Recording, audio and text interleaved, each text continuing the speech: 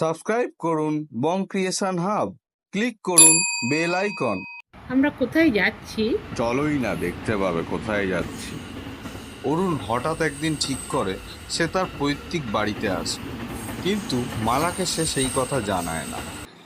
তাকে সে একটা ছোট্ট চমক দিতে চায়। তুমি এটা আমার কোথায় নিয়ে এলে বললে না তো? এটা শিমুলপুর, আমাদের গ্রামের আদি বাড়ি। তুমি তো বলনি এতদিন যে তোমাদের গ্রামে বাড়ি আছে। ও, আমি কাজের চাপে ভুলে গেছি। কি এমন কাজের চাপ যে সব ভুলে যাও? না মানে কিছু না, তুমি রাগ করো না, চলো সামনেই। দাদা, কিছু খাবার দাবার আছে নাকি? আগে বাবু, আমার দোকানে চা ছাড়া আর কিছু পাওয়া যায় না। আপনাদেরকে তো চিনতে পারলাম না। আপনারা কি গায়ে নতুন নাকি? না, আমি এই গায়ে নতুন না, এই গায়ে আমার আদি বাড়ি।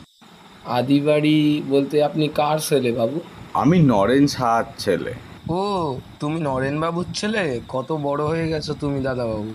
তোমায় কত ছোট দেখেছিলাম। নরেন বাবু মারা যাওয়ার পর তো তোমার মামা তোমাদেরকে নিয়ে চলে গেল। তারপর তোমাদের সঙ্গে আর তো দেখাই হয় না। তা তোমার মা কেমন আছে? মা বছরখানেক হলে মারা গেছেন। আহারে, বড় ভালো মানুষ ছিলেন বৌঠান। তোমার সঙ্গে ইনি কে? এনাকে তো চিনতে পারলাম না। ইনি তোমাদের বৌমা কাকা। তা বৌমা তো খুব ভালো হয়েছে। তা কেমন আছো বৌমা? আমি ভালো আছি, আপনি ভালো আছেন? হ্যাঁ, আমি ভালো আছি। আচ্ছা কাকা, তবে আজ চলি, অনেক রাত হলো। আচ্ছা, তবে আসো তোমরা।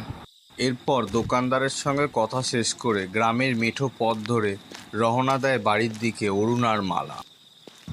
আর কত দূর তোমাদের বাড়ি? এই তো চলেই এসছে এই বাড়িটাই।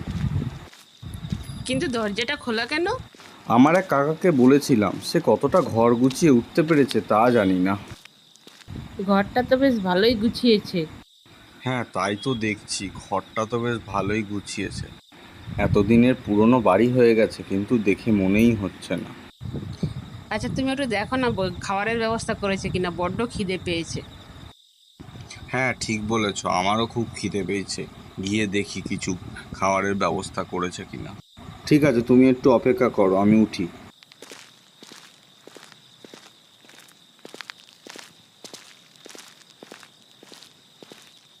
এখন বিশু কাকাকে কোথায় পাই? উফ, খুব খিদে পেয়েছে, আর পারছি না। সে সকালবেলায় বাড়ি থেকে খেয়ে বেরিয়েছি। দেখি আর একটু সামনে গিয়ে, ওই তো বিশু কাকা। ও কাকা, দাঁড়াও। দাদা বাবু, তোমার বাড়িটা কেমন গুছাইছি বলো। সব বাড়ি টাড়ি ছাড়ো, আগে বলো কিছু খাবারের ব্যবস্থা করেছো কিনা, খুব খিদে পেয়েছে গো। এই যা দাদা বাবু, সে বড্ড ভুল হয়ে গেছে। আজকের দিনটা সায়ক করে কিছু করে চালাইলাও। আমি একদম ভুলে গেছি তোমাদের খাবারের ব্যবস্থা করতে। তা কিছু কি খাবারের ব্যবস্থা করা যাবে না এখন? না দাদা বাবু, তুমি আজকের দিনটা কোনো মতে চালায় নাও, যা রাত হয়েছে এখন কোনো দোকানও খোলা পাবো না। আচ্ছা ঠিক আছে, আর কি করা যাবে। খিদে চেপেই শুতে হবে আজকে।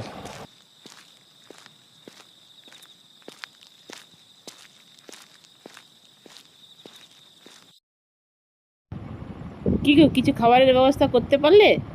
আরে আর বলো না, আমি তো বিশু কাকাকে বলে রেখেছিলাম খাবারের ব্যবস্থা করে রাখতে। তা সে সব ভুলে গেছে, আর কি করা যাবে আজকে। চলো আজকে খালি পেটেই কোন রকম রাতটা কাটিয়ে নেওয়া যাক। যদি আমাকে বলে নিয়ে আসতে তাহলে আজ এই দিনটা দেখতে হতো না, খালি পেটে ঘুমোতে হতো না, আমি বাড়ি থেকে ব্যবস্থা করেই আনতাম। ভালো লাগে না আমার আর খালি পেটে ঘুমোতে হবে আমাকে। এইভাবে তাদের কোনো রকমে না খেয়ে রাতটা কাটে, এবং মালা একটু তাতে রাগই করে।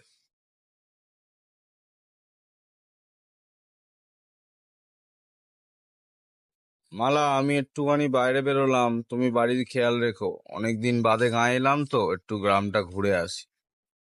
অরুণ পরদিন সকাল হতেই গ্রামটা একটু ঘুরে দেখে, কেননা অনেক ছোটবেলায় সে এখান থেকে চলে গেছে, আর এত বছর বাদে এসেছে।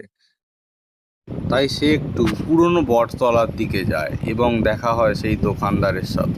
অরুণ দাদা বাবু, যে সকালবেলা গ্রাম ঘুরতে বের হওয়া হয়েছে বুঝি? জ্যাঠা, চিনতে পারছো? এই আমাদের নরেন বাবুর ছেলে। নরেনের ছেলে? ও বাবা, কত বড় হয়ে গেছে ও! ও, আমাদের নরেনের ছেলে, তা কত বড় হয়ে গেছো। তা কেমন আছো বাবা? আমি ভালো আছি দাদু, তুমি কেমন আছো? আমিও ভালো আছি। তোমাদের বাড়ির সকলে ভালো আছে তো? হ্যাঁ দাদু, সবাই ভালো আছে। আচ্ছা বাবা, আমরা তবে উঠি এখন।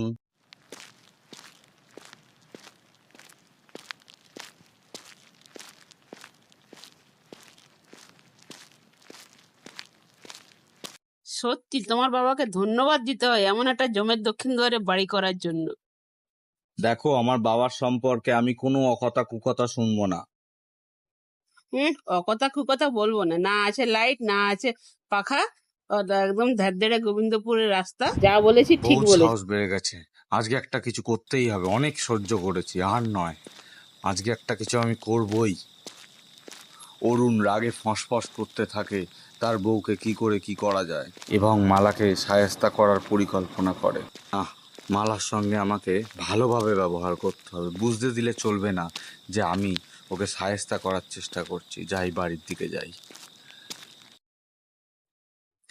মালা, দেখো, রাগ করো না। আমি না ভুল করে তোমায় যা হোক অকথা কুকথা বলে ফেলেছি। ঠিকই তো, আমার বাবা একটা বাজে জায়গায় বাড়ি করে চলে এসে। যাক, তাহলে বুঝতে পারলে তোমার ভুলটা। দাঁড়াও না, দেখোই না তোমার কি করি। কিছু কি বললে বিড়বিড় করে? না না, কিছু বলিনি। চলো ঘুরে আসি একটু বাইরে থেকে। এত রাত্রে কোথায় ঘুরতে যাবে? এই একটু সামনেই চল। আচ্ছা চলো তবে। আমাকে কোথায় নিয়ে যাচ্ছ এত রাত্রে? নদীর ধারে যাব, দুজন মিলে বসে একটু সুখ দুঃখের গল্প করতে। বাবা, অরুণ মনে মনে ঠিক করে নেয় যে মালাকে আজ সে শায়েস্তা করবে, তাই সে তাকে নিয়ে নদীর তীরে আসে। বাবা, এই ধারদেড়ে গ্রামে এত সুন্দর জায়গা আছে জানতাম না তো। হ্যাঁ, এই গায়ে অনেক সুন্দর সুন্দর জায়গা আছে, আর অনেক কিছু হয়। মানে কি বলতে চাইছো তুমি? দেখো তাহলে কি বলতে চাইছি। নে, এটাই বলতে চাইছিলাম তোকে। যা এবার নদীতে। অরুণ কিছু সামনে পিছন না ভেবেই মালাকে ধাক্কা মেরে নদীতে ফেলে দেয়, এবং খানিকক্ষণ পরেই যখন অরুণের চেতনা আসে তখন সে এখান থেকে পালিয়ে যায়। আমি কি করলাম? বড় ভুল করে ফেলেছি। এখন আমায় পালাতে হবে। আমায় এই গ্রাম ছেড়ে পালাতে হবে, না হলে আমি ফেঁসে যাব। আমি আজই শহরে চলে যাব, এক্ষুনি। অরুণ এখন কোনোভাবে প্রাণপণ নিয়ে এই গ্রাম ছেড়ে পালিয়ে শহরে চলে যায় এবং পুলিশের হাত থেকে বাঁচার চেষ্টা করে।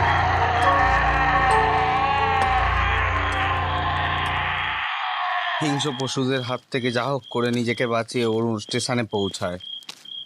তবে কি তার পুলিশের হাত থেকে শেষ রক্ষা হবে? আরে দাদা, কোথায় যাবেন? আমার চেন কেন?